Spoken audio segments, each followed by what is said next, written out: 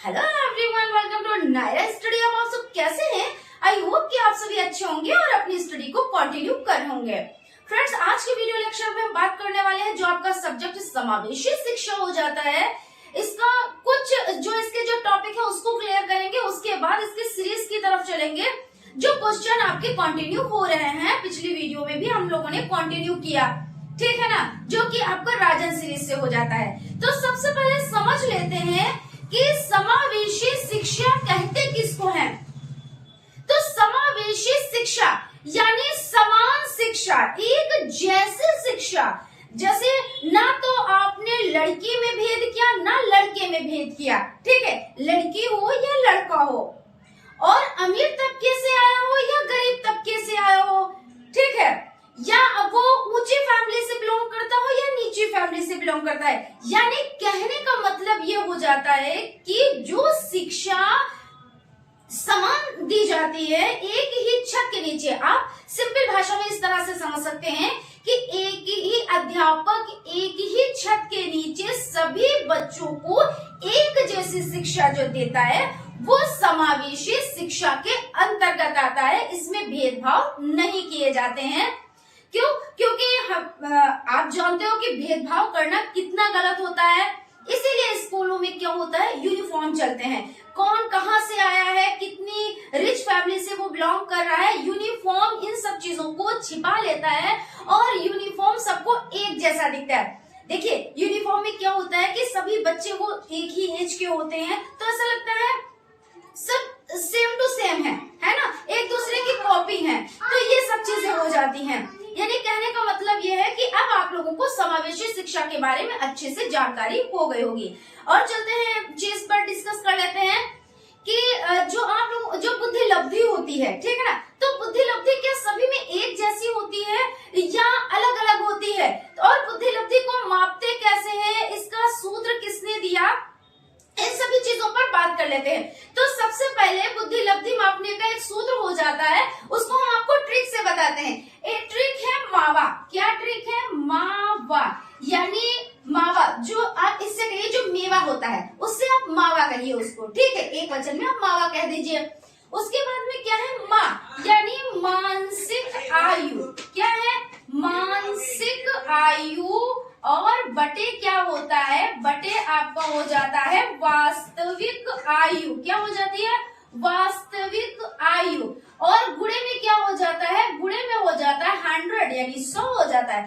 तो आपको जब मानसिक आयु पता होगी, वास्तविक आयु और गुणे आप 100 और उसको काट पीट देंगे तो आपका आंसर निकल कर आ जाएगा। ये सूत्र आप लोगों के लिए बहुत ज्यादा इंपॉर्टेंट हो जाता है, क्योंकि ये एग्जाम में आता है जरूर है। क्वेश्चन कुछ भी घुमा फिरा के दे दें, किसी भी तरह से घुमा के दे दें कि इसका सूत्र लिखे या चार सूत्र लिख दिए, एक पास मानसिक आयु ऊपर होती है तो उसमें नीचे कर दिया और वास्तविक आयु ऊपर की तरफ कर दिया, यानी हर और अंश में बांट दिया, कुछ ऐसे करके 4 ऑप्शन दे देंगे और हो सकता है एक ऑप्शन ऐसा भी हो कि इसमें से कोई नहीं या ये सभी।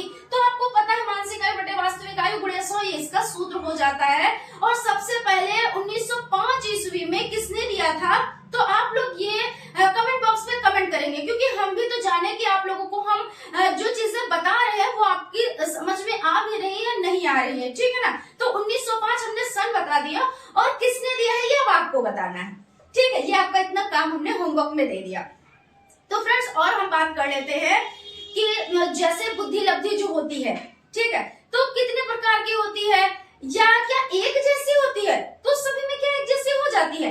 कुछ बच्चे जैसे क्लास में क्या होता है, एक अध्यापक है और 30 से 35 बच्चे हैं, और क्या एक अध्यापक 30 से 35 बच्चों को समान मात्रा में ज्ञान दे पाता है या सभी बच्चे समान मात्रा में सीख पाते हैं? तो देखिए, शिक्षक ने तो एक तरह से ज्ञान दे दिया। अब मान लीजिए कि हम हैं, थोड़ी देर के लिए शिक्षक ही समझ लीजिए, और आप लोग भी शिक्षक ही हैं और हम पढ़ा रहे हैं तो मतलब शिक्षक ही हुए है ना। तो अब आप हमारे सामने बैठे हुए 30 से 35 लोग, तो हमने तो सभी को एक जैसी चीजें बताई, किसी में कोई फर्क नहीं किया, किसी में कोई भेदभाव नहीं किया, सभी को एक जैसा बताया। लेकिन क्या होता है, कुछ लोग वही चीजों को आसानी से समझ जाते हैं, कुछ लोग आसानी से नहीं समझ पाते, 2 से 3 बार उनको वो चीज बताओ तो समझ में आती है, कुछ लोग खाली हिंट कर दो और उनको समझ में आ जाता है। तो यानी सभी की बुद्धि अलग अलग होती है, लेकिन क्या बुद्धि एक जैसी रह सकती है?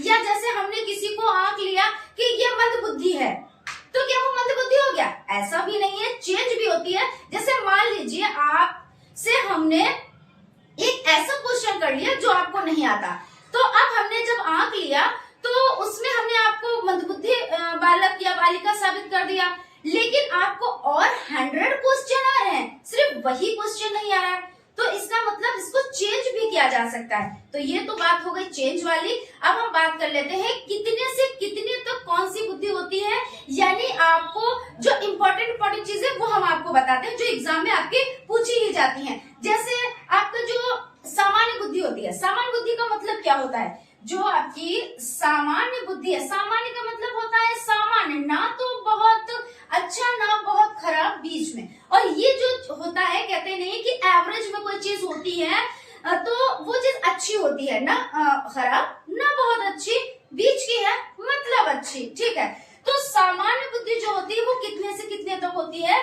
तो 90 से 110 होती है। कितनी होती है? तो 90 से 110 होती है। और यहाँ पे भी आपको ऑप्शन में 90 से 105 भी मिल सकता है, 90 से 100 भी मिल सकता है, क्योंकि कई लोगों ने इस पे शोध किया है, इसलिए जिसके अनुसार पूछा जाए तो आप उस तरह से वर्क कीजिएगा। बहरहाल आपका 90 से 110 के बीच में ये आती है। ये कौन सी बुद्धि होती है? सामान्य बुद्धि होती है। ये बच्चे ऐसे होते हैं कि जिन बच्चों को आप बता रहे हो तो उन बच्चों के समझ में एक ही बार में चीजें आ जाती है, ना बहुत स्पीड में आती है और ना बहुत मंद गति में आती है, यानी सामान्य है, ठीक है। उसके बाद में आपको हो जाता है परखर बुद्धि, प्रतिभाशाली बुद्धि।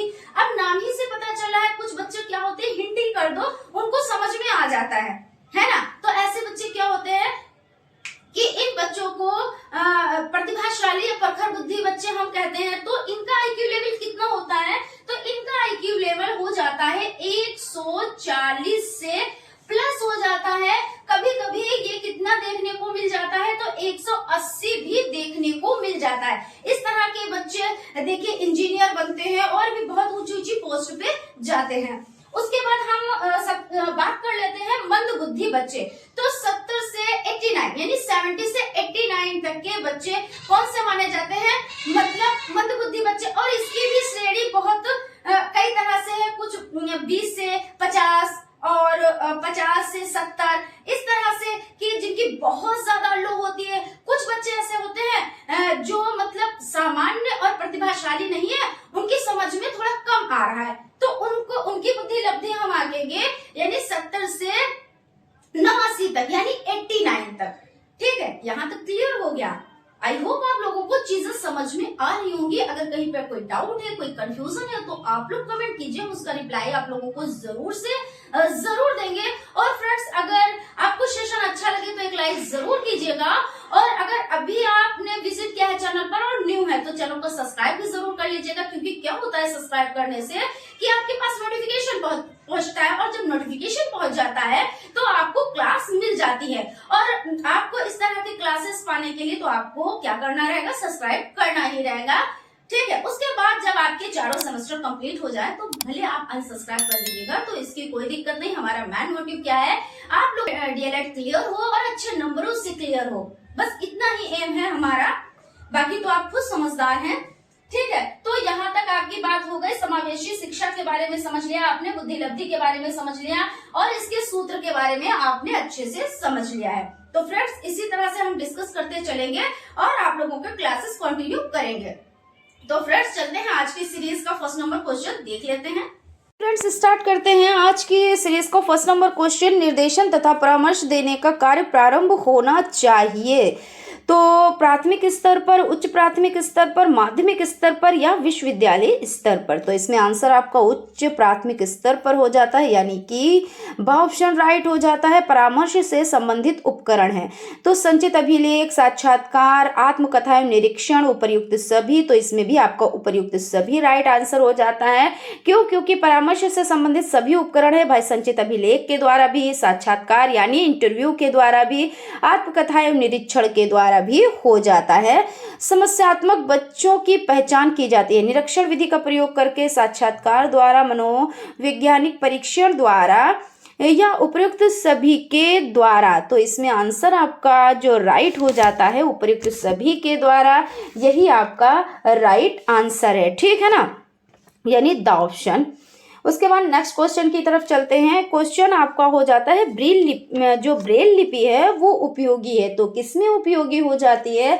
दृष्टि बाधितों के लिए, श्रवण बाधितों के लिए, या अस्थि बाधितों के लिए, या इनमें से कोई नहीं। तो दृष्टि बाधितों के लिए हो जाता है, यानी जो देख नहीं पाते हैं उनके लिए, है ना। ब्रेल लिपि लुई ब्रेल ने इसका आविष्कार किया था। ये खुद से ही नहीं देख पाते थे, यानी ये जब बचपन में अपने पिता के औजारों के साथ खेल रहे थे तो क्या हुआ था, इनकी आंखें चली गई थी। और लेकिन कोई और होता तो हताश हो जाता, परेशान हो जाता, अपनी जिंदगी से ही परेशान हो जाता कि अब हमको जीने की कोई ज़रूरत नहीं, हम क्यों जिएंगे, और अब तो हम देख भी नहीं सकते, दूसरों के सहारे पे रहेंगे। लेकिन इन्होंने ऐसा कुछ भी नहीं किया, इन्होंने अपने लिए भी अच्छा किया और जो देख नहीं सकते उनके लिए भी बहुत अच्छा काम करके गए हैं ये। उसके बाद है पिछले बालक की पहचान हेतु परीक्षण है। सामान्य बुद्धि परीक्षण, मानकीकृत उपलब्धि परीक्षण, या नैदानिक परीक्षण, या उपर्युक्त सभी। तो इसमें उपर्युक्त सभी आपका राइट आंसर हो जाता है। वंचित होना निम्न स्तरीय जीवन दशा या अलगाव को पोषित करता है, जो कि कुछ व्यक्तियों को उनके समाज की सांस्कृतिक उपलब्धियों में भाग लेने से रोक देता है। या कथन है गॉर्टन का, वॉलमैन का, ब्राउन का और क्रॉनवेल का। तो इसमें आपका हो जाता है वॉलमैन का, यानी कि बा ऑप्शन आपका राइट है।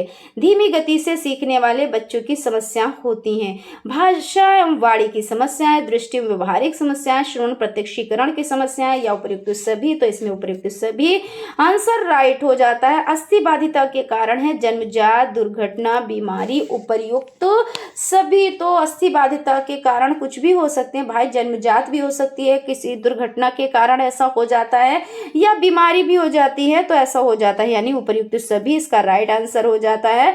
प्रतिभाशाली बालक हेतु शिक्षण विधि है। तो गतिवर्धन, संपन्नीकरण या विशेष पाठ्यक्रम, विशिष्ट कक्षाएं, उपर्युक्त सभी। तो उपर्युक्त सभी हो जाता है। सीएटी परीक्षण है बच्चों के लिए, बालिकाओं के लिए, वयस्कों के लिए, पशुओं के लिए। तो सीएटी का फुल फॉर्म हो जाता है कॉमन एडमिट टेस्ट, और ये होता है बच्चों के लिए, यानी कि ऑप्शन आपका राइट हो जाता है। उसके बाद नेक्स्ट क्वेश्चन की तरफ चलते हैं। वाक दोष के प्रकार है 4, 5, 6, 7। तो इसमें देखिए सीरीज के अकॉर्डिंग आपका सा ऑप्शन राइट है 6, यानी कि, लेकिन वाक दोष के प्रकार 4 हो जाते हैं, यानी कि ऑप्शन राइट है। ठीक है, उसके बाकी आप भी गूगल कर लीजिएगा। मंद बाधित बच्चों का डेसिबल स्तर होता है 35 से 52 डेसिबल, 55 से 69 डेसिबल, 72 से 89 डेसिबल, या 90 से 100 डेसिबल। तो मंद जो बाधित बच्चे होते हैं उनमें देखिए एक सीरीज होती है, हल्की मंदता, मध्यम मंदता, गंभीर मंदता, गहन मंदता। तो हल्की मंदता जो होती है वो कितनी होती है? तो 50 से 70 होती है, और इसमें 50 से 70 तो कोई ऑप्शन नहीं, लेकिन हाँ 55 से 69 है, तो यही आपका आंसर राइट हो जाएगा। उसके बाद जो मध्यम मंदता होती है वो कितनी होती है? तो 35 से 50 हो जाती है, और आपकी गंभीर मंदता 20 से 35 हो जाती है, और गहन मंदता कितनी हो जाती है? तो आपकी हो जाती है 20 से कम। कितनी? तो 20 से कम हो जाती है। ठीक है, उसके बाद है सामान्य बच्चे की आईक्यू होता है 90 से 105, 90 से 120, 19 से 115, 80 से 110। तो 90 से 105, यानी कि ऑप्शन आपका राइट हो जाता है। विशिष्ट व्यक्ति ऐसा व्यक्ति है जिसकी शारीरिक, मानसिक, बुद्धि, इंद्रियां, मांसपेशियों की क्षमताएं अनोखी हैं। ये कथन है क्रो का, हीबर्ड का, क्रिक का, हैवेट एंड फोरनेस का। तो हैवेट एंड फोरनेस हो जाते हैं, यानी कि द ऑप्शन आपका राइट हो जाता है। परामर्श का उद्देश्य आत्म परिचय या आत्मबोध है। ये कथन है रूथ स्ट्रेंग का, रोलोम का, या इंसमूर का, या जोन्स का। तो रूथ स्ट्रेंग का, यानी ऑप्शन आपका राइट हो जाता है। स्वास्थ्य निर्देशन संबंधित है स्वास्थ्य सुरक्षा से, ज्ञानार्जन से, सामाजिक संबंधों से, विभिन्न व्यवसायों से। तो स्वास्थ्य सुरक्षा इसमें आंसर राइट हो जाता है। वी.एन. दास के अनुसार वंचित बालकों का लक्षण नहीं है। तो क्या नहीं है? उत्कृष्ट शैक्षिक उपलब्धि बौद्धिक विकास में क्रमिक खास शैक्षिक उपलब्धि में क्रमिक खास शैक्षिक जीवन का अपरिपक्व रूप से समापन। तो उत्कृष्ट शैक्षिक उपलब्धि यानी ऑप्शन आपका राइट हो जाता है। बाल अपराधी बालकों के उपचार की विधि, मनोविश्लेषणात्मक विधि, मनोवैज्ञानिक विधि, परिवीक्षण विधि या उपर्युक्त सभी। तो इसमें आपको उपर्युक्त सभी, ऐसा नहीं है कि उपर्युक्त सभी वाले सभी सही होते हैं, इसमें आपको अच्छे से ध्यान से देखना है और उसके बाद ही इस ऑप्शन पे टिक करना है। विशिष्ट वर्ग के बालक नहीं होते हैं। विशिष्टता देखिए, हमने आपको बताया कोई काला है तो वो उसकी विशेषता है, गोरा है वो उसकी विशेषता है, पतला है वो उसकी विशेषता है, मोटा है वो उसकी विशेषता है, अमीर है वो उसकी विशेषता है और गरीब है वो उसकी विशेषता है। हर इंसान अपने में विशेषता रखता है। तो इसी तरह से क्या होता है कि जो प्रतिभाशाली बालक है वो तो विशेषता में आते हैं। इसी तरह मतलब हमने एग्जाम्पल आपको दिया, और जो मंदबुद्धि बच्चे, पिछड़े बालक है वो अपने में विशेषता रखते हैं। तो इसलिए ऐसा नहीं है कि जो विशिष्ट बालक हैं सिर्फ प्रतिभाशाली बालक ही होते हैं, यानी सामान्य, अगर आप कहना चाहे तो इस तरह से कह सकते हैं कि सामान्य बच्चों से जो ऊपर के बच्चे होते हैं या नीचे के बच्चे होते हैं, जिनका IQ लेवल या तो ऊपर का हो या नीचे का हो, तो वो विशिष्ट वर्ग में आते हैं। तो इस तरह से नहीं है, यानी जो नहीं है वही सही है, यानी सामान्य बालक हो जाते हैं।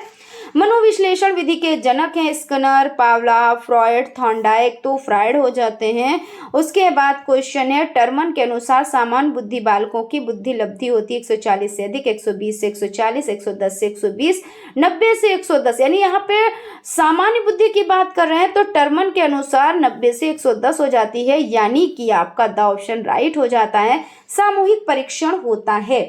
तो सामूहिक परीक्षण शाब्दिक होता है या अशाब्दिक होता है? तो देखिए, शाब्दिक का मतलब होता है जो पढ़े लिखे लोग होते हैं तो उनसे तो शाब्दिक हो जाएगा, जो पढ़े लिखे नहीं है उनका तो अशाब्दिक हो जाएगा, यानी दोनों हो जाएगा, यानी कि ऑप्शन आपका राइट हो जाएगा। यानी मनोविज्ञान शाला उत्तर प्रदेश स्थित है। कहाँ स्थित है? कानपुर में, बरेली में, इलाहाबाद में, मेरठ में। तो इलाहाबाद हो जाता है, यानी कि ऑप्शन आपका राइट हो जाता है। ठीक है ना।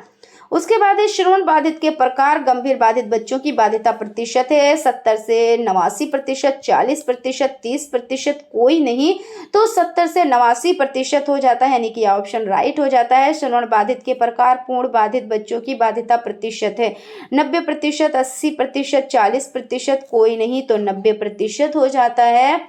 उत्तर प्रदेश बेसिक शिक्षा अधिनियम अस्तित्व में आया 1972 ईस्वी में, 1982 ईस्वी में, 1981 ईस्वी में, कोई नहीं, तो इसका आंसर हो जाता है 1972 ईस्वी में।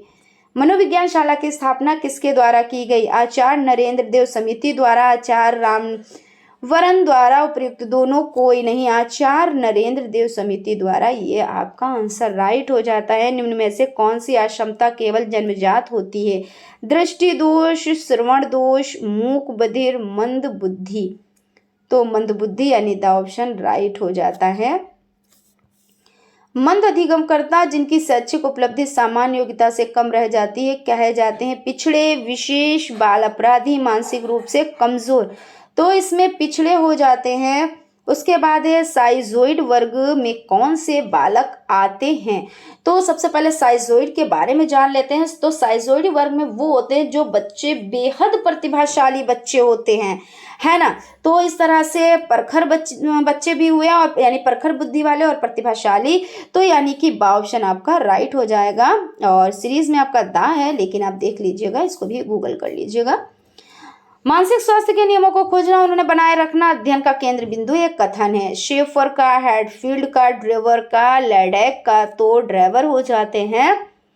उसके बाद क्वेश्चन आपका है किस प्रकार के बच्चों की शिक्षा हेतु सांकेतिक भाषा का प्रयोग किया जाता है? तो सांकेतिक भाषा यानी दृष्टि दोष, श्रवण दोष, मूक बधिर, मंद बुद्धि। तो इसमें सा ऑप्शन है, लेकिन ये गलत है। क्यों? क्योंकि जब हम इशारा करते हैं कि इनके जो समझ नहीं पाते, जो सुन नहीं पाते, तो श्रवण दोष यानी सुनने में जिनको दिक्कत होती है, उनसे तो हम इशारे में बात करते हैं ना। शिक्षा का अधिकार अधिनियम 2009 लागू नहीं होता है। तो किसमें नहीं होता है? जो नहीं है वही सही है, यहाँ पे ध्यान दीजिएगा। निःशक्त बच्चे 6 से 14 आयु वर्ग के बच्चे, 14 से 18 आयु वर्ग के बच्चे, बच्चों की नियमित उपस्थिति। तो निःशक्त बच्चे तो आपका सही है, यानी गलत हो गया। और 6 से 14 वर्ष के बच्चे ये आपका सही हो जाता है। 14 से 18 वर्ष के बच्चे ये आपका गलत हो जाता है, इसीलिए सही है। और बच्चों की नियमित उपस्थिति यानी ये आपका क्या हो जाता है, ये भी आपका सही है, इसलिए ये गलत हो जाता है, यानी सा ऑप्शन आपका राइट हो जाता है। आप अनपढ़ माता पिता के बच्चों को अंग्रेजी सिखाना चाहते हैं, कैसे भाई आप सिखाएंगे? तो आप बच्चों से अंग्रेजी में बात करेंगे। भाई आप बच्चों से अंग्रेजी में बात करेंगे तो क्या बच्चे अंग्रेजी सीख जाएंगे? ये तो आपका गलत हो गया। आप बच्चों को अंग्रेजी में बोलने को मजबूर करेंगे। कोई चीज़ मजबूरी में करानी हो, जबरदस्ती करानी हो, वो तो आपका नेगेटिव पॉइंट है। और जो नेगेटिव पॉइंट है वो आपका कभी सही हो ही नहीं सकता है। आप बच्चों को मातृभाषा में बोलने से रोकेंगे। भाई वाह, जब आप मातृभाषा में बच्चों से बोलने को रोकेंगे तो क्या वो गूंगे रहेंगे? ये बोलेंगे ही नहीं, ऐसा तो हो नहीं सकता। आपको किसी चीज़ में रोकना नहीं है, उनको क्या करना है, उनको किसी चीज़ में ना तो मजबूर करना है, ना तो उनको किसी चीज़ में रोकना है, यानी आप उसे मातृभाषा की सहायता से अंग्रेजी सिखाने का प्रयास करेंगे। ये ऑप्शन आपका राइट हो जाता है। क्यों राइट हो जाता है? क्योंकि इसमें क्या है, आप मातृभाषा के साथ साथ उसको अंग्रेजी सिखा रहे हैं। जैसे हम लोगों ने सीखा ग्रामर ट्रांसलेशन मेथड के द्वारा, है ना, कि क्या होता है, टीचर हर एक चीज हिंदी में बोलती हैं और इसमें बीच बीच में इंग्लिश का यूज करती हैं। जैसे ट्रांसलेशन कराया या कोई पाठ पढ़ाया तो दिस इज अ कार, यह एक कार है, इस तरह से, या हम आपको आज अंग्रेजी पढ़ाने जा रहे हैं, ये लेसन का ये नेम हो जाता है, इस तरह मतलब हिंदी में बोलेंगे, यानी इंग्लिश टू इंग्लिश नहीं है। और हिंदी में बात करेंगे, हिंदी में बोलेंगे, इंग्लिश के कुछ अक्षरों को हमको समझाएंगे, फिर ग्रामर सिखाएंगे, फिर उनके मीनिंग्स बताएंगे। तो इस तरह से कि वाटर मिस क्या होता है, फूड मिस क्या होता है, फ्रूट मिस क्या होता है, इस तरह से तो हम लोगों ने अंग्रेजी सीखी है ना। तो ये होता है, ये नहीं कि मातृभाषा को मना कर दिया जाए और अंग्रेजी उस पर थोपी जाए। तो ऐसे अंग्रेजी तो अंग्रेजी, कोई भी सब्जेक्ट आप उस पर नहीं थोप सकते हैं, कोई भी भाषा उस पर नहीं थोप सकते हैं। थोपना, रटवाना, ये सब नेगेटिव है। और नेगेटिव चीज़ जो है वो बच्चों के लिए जो नेगेटिव है, यानी मारना, पीटना, रटवाना, डांटना, फटकारना, आंख दिखाना, ये सभी चीज़ें नेगेटिव में आती हैं। विशेष आवश्यकता वाले बच्चों की शिक्षा होनी चाहिए अन्य सामान्य बालकों के साथ। विशेष विद्यालयों में बालकों के विकसित पद्धति द्वारा, विशेष विद्यालयों में विशेष बालकों के साथ। तो अन्य सामान्य बालकों के साथ ऐसा नहीं है या तो जो पिछड़े बालक हैं या जो प्रतिभाशाली बच्चे हैं तो उनको अलग कर दिया जाए, सामान्य बच्चों को अलग कर दिया जाए, पिछड़े बच्चों को अलग कर दिया जाए, ऐसा नहीं है। बच्चों को एक साथ में शिक्षा दी जाती है, वही समावेशी शिक्षा कहलाती है। वो बात अलग है कि सुविधाएं दी जाती है। कुछ बच्चे जैसे विकलांग बच्चे होते हैं उनको ऊपर, यानी अगर क्लास ऊपर लग रहा है, फ्लोर पे लग रहा है, फर्स्ट फ्लोर पे लग रहा है, तो आप ग्राउंड फ्लोर पे उनका इंतजाम करेंगे। वो सब चीज़ें सही हैं, लेकिन ये नहीं है कि उनका जो है उनकी जगह ही बदल दी जाए, अन्य बच्चों के साथ उनको बिठाया ही नहीं जाए। और जब ऐसा होगा तब बच्चे तो क्या, उनमें हीन भावना आ जाएगी कि हमें कोई कमी है इसीलिए हमारे साथ ऐसा हो रहा है। वैसे अगर आप बच्चों को समान समझेंगे तो बच्चे अपने में वो हीन भावना नहीं भरते हैं। तो इस तरह से आपका आंसर जो हो जाता है वो ऑप्शन राइट हो जाता है। आंशिक रूप से दृष्टिबाधित बच्चों की दृष्टि क्वेटी होती है, कितनी होती है? तो 20 से 70 फीट, 5 से 10 फीट, 10 से 15 फीट, कोई नहीं तो 20 से 70 फीट हो जाता है। किसका कथन है? वाणी मुखर भाषा में ध्वनि की क्रमबद्धता में व्यवहारिकता अभिव्यक्त है। लाहन एवं कॉफमैन, क्रोम क्रो दोनों, कोई नहीं तो लाहन एवं कॉफमैन का हो जाता है, यानी का ऑप्शन राइट हो जाता है। किसका कथन है? बच्चे जिनको संप्रेषण में समस्या होती है और उसका स्तर या वाणी अन्य बच्चों से भिन्न प्रकार की होती है, वह स्वयं भी सजग होते हैं कि अपनी बात कहने में असमर्थ हैं, उसकी वाणी मधुर नहीं होती है। राइपर का लाहन एवं कॉफमैन का क्रोवा क्रो का कोई नहीं तो राइपर का हो जाता है। उसके बाद क्वेश्चन है, अपवंचित वर्गों के बच्चों को कितनी श्रेणियों में बांटा गया है? तो 4, 5, 6 या 7। तो यहाँ पे आपका जो आंसर हो जाता है, यानी अपवंचित वर्ग के बच्चों को कितनी श्रेणियों में बांटा गया है? तो 4 श्रेणियों में, यानी कि ऑप्शन राइट हो जाता है। किसका कथन है? समस्यात्मक बच्चे वे बच्चे होते हैं जिनके व्यवहार तथा व्यक्तित्व इस सीमा तक असामान्य होते हैं कि वे घर, विद्यालय तथा समाज में समस्याओं के जनक बन जाते हैं। क्रोवा क्रो का, वैलेंटाइन का, गुड का कोई नहीं तो आंसर आपका हो जाता है वैलेंटाइन का, यानी ऑप्शन राइट हो जाता है। प्रतिभाशाली बच्चों की बुद्धि लब्धि है 140 से अधिक, 80 से कम, 90 से अधिक, कोई नहीं तो 140 से अधिक हो जाती है। कभी कभी बच्चों में 180 तक की बुद्धि लब्धि देखी जाती है। किसका कथन है? निर्देशन नायकों को अपने से, दूसरों से और परिस्थितियों से सामंजस्य करना सीखने के लिए सहायता देने की प्रक्रिया है। जोन्स का, स्किनर का, शिक्षा आयोग का कोई नहीं तो स्किनर हो जाते हैं। आंशिक शारीरिक रूप से अक्षम बच्चों को कितने वर्गों में विभाजित किया गया है? 2 वर्गों में, 4 वर्गों में, 3 वर्गों में, 5 वर्गों में। तो 4 वर्ग हो जाते हैं, यानी कि बा ऑप्शन आपका राइट हो जाता है। परामर्श का अभिप्राय है 2 व्यक्तियों का संपर्क जिसमें एक व्यक्ति को किसी प्रकार की सहायता दी जाती है। ये कथन है रॉयट्स का, कार्ल रोजर्स का, रॉबिन्स का, वेबस्टर का। तो बा ऑप्शन राइट हो जाता है, कार्ल रोजर्स का हो जाता है। परामर्श में व्यक्ति की समस्या समाधान हेतु सहायता दी जाती है गीतों के माध्यम से, चित्रों के माध्यम से, वार्तालाप के माध्यम से, कहानी के माध्यम से। भाई हम परामर्श किसी को देंगे या हम परामर्श किसी से लेंगे तो वार्तालाप करेंगे। भाई मान लीजिए आप फर्स्ट सेमेस्टर में है तो आप किसी से परामर्श करना चाहते हैं, तो जो वो उस दौर से गुजर चुका होता है, यानी जिसने डीएलएड कर रखा है, तो आप उससे परामर्श लेंगे। और परामर्श लेंगे तो कैसे लेंगे भाई? वार्तालाप करेंगे, आपस में बातचीत करेंगे कि हमें कौन सी सीरीज पढ़नी है, हमें कौन से नोट्स बनाने, हमें कितने घंटे पढ़ना है, हमें क्या क्या चीजें पढ़नी है, यानी आप परामर्श ले रहे हैं, है ना। तो वार्तालाप के द्वारा ही तो करेंगे ना। परामर्श एवं निर्देशन देने वाली संस्था मनोविज्ञानशाला उत्तर प्रदेश में स्थित है। लखनऊ में, बरेली में, वाराणसी में, इलाहाबाद में। तो इलाहाबाद हो जाता है। सामान्य बच्चे होते हैं 70 से कम आईक्यू, 70 से 81 आईक्यू, 90 से 110 वाले, या 110 से ऊपर आईक्यू वाले तो 90 से 110 आईक्यू वाले हो जाते हैं। किसने विशिष्ट आवश्यकता वाले बच्चों को दुर्लभ गुणों वाला बच्चा बताया? हैविट ने, हीवर्ड ने, क्रो ने, क्रिक ने। तो हैविट हो जाते हैं, यानी कि ऑप्शन आपका राइट हो जाता है। तो फ्रेंड्स यहाँ पे आज का सेशन कंप्लीट होता है। आई होप आप लोगों को सेशन अच्छा लगा होगा, और अगर सेशन अच्छा लगा है तो एक लाइक ज़रूर कीजिएगा, और अगर अभी तक आप लोगों ने चैनल को सब्सक्राइब नहीं किया तो प्लीज़ सब्सक्राइब कर लीजिएगा, और बेल आइकन को भी ज़रूर प्रेस कर लीजिएगा, जिससे क्या होता है नोटिफिकेशन आप तक पहुँच जाता है, जो कि बहुत ही ज़रूरी है। और जब तक नोटिफिकेशन नहीं पहुँचेगा तब तक आप क्लास को कैसे अटेंड कर पाएंगे, है ना। तो इसके लिए तो आपको क्या करना रहेगा? इसके लिए आपको करना रहेगा चैनल को सब्सक्राइब। तो फ्रेंड्स मिलते हैं नेक्स्ट क्लास में। Thank you.